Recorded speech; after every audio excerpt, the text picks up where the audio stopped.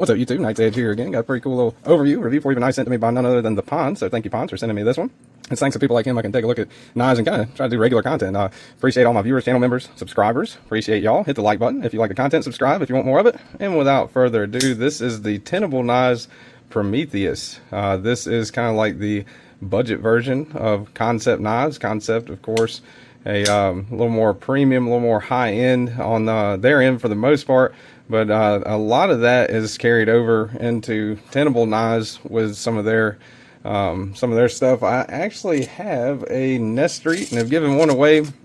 Another great knife from Tenable Knives, and we'll get into that here in just a second. But let's go ahead and do overall. That's 7 5/8 from the tip of the blade to the end of the handle. There, you're looking at 3.5 if you go from the tip of the blade to where the handle meets up with the scale there, and almost a straight edge there, just a little over, let's see, just a hair over 3 inches on the cutting edge there. Got a little bit of a belly, not quite a straight edge.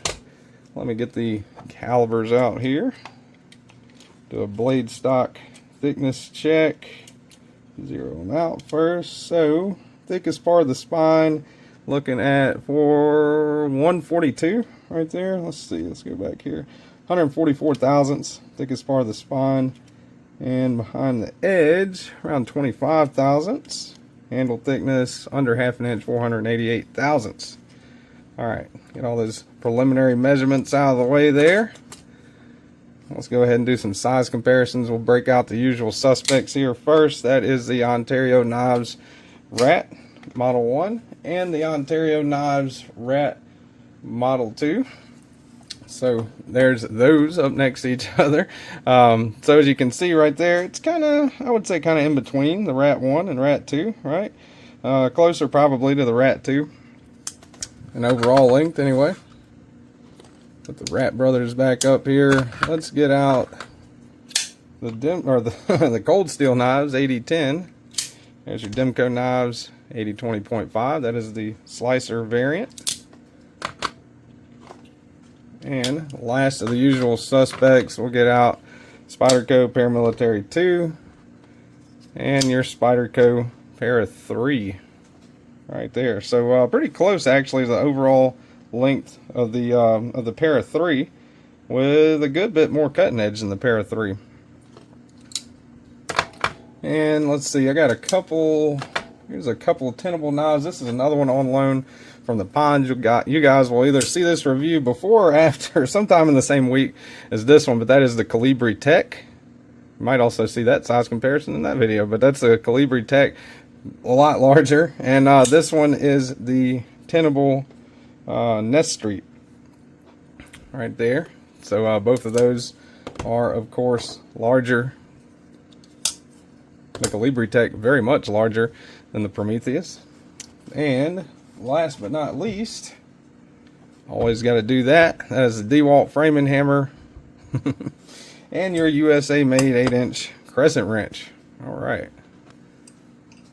Standard size comparisons for most knife channels, I believe, right? Get out the scale here. Let's see.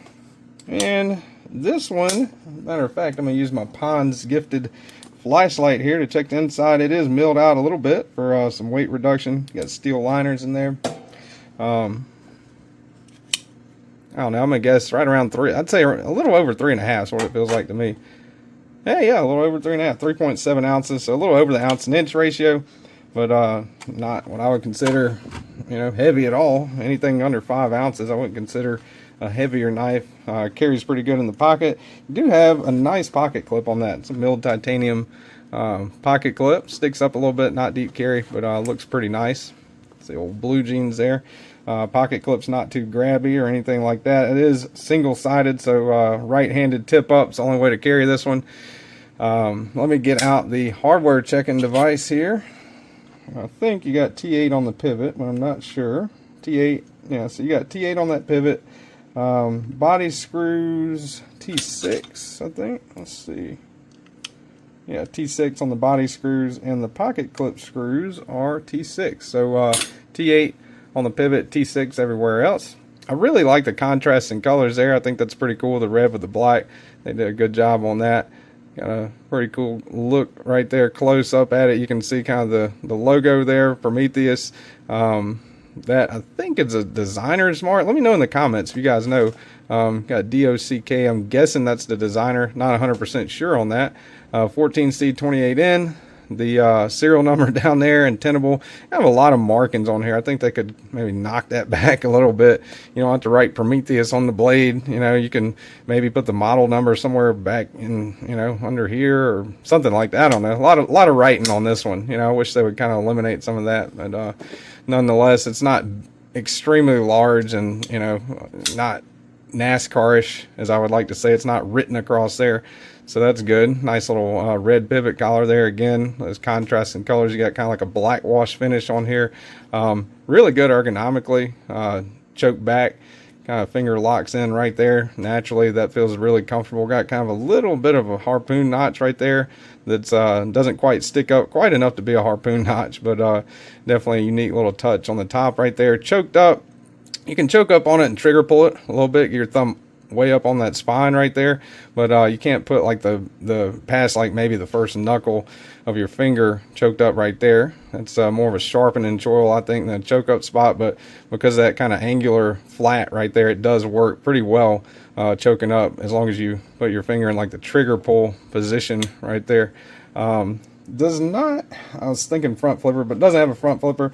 Flipper only means a deployment, and the flipper works pretty good. It's jumped right there.